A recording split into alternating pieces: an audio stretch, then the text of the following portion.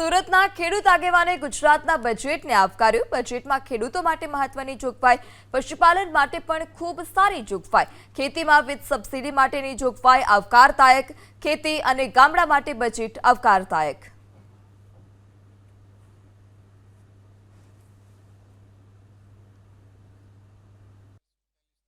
ખેડૂતોને 3 લાખની મર્યાદામાં કિસાન ક્રેડિટ કાર્ડ મળતું હતું।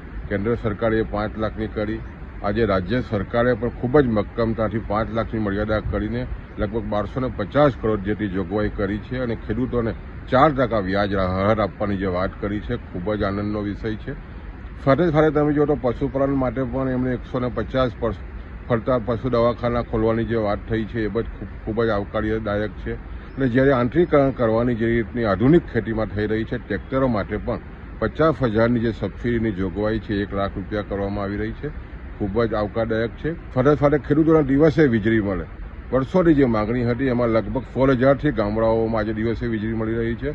બાકીના ગામડાઓ માટે પણ 2100 કરોડની જે જોગવાઈ કરી છે, એને કારણે આવનારા દિવસોમાં તમામ ગામડાઓમાં દિવસે જે વીજળીની જે વાત છે એ પણ ખૂબ જ આવકારદાયક છે।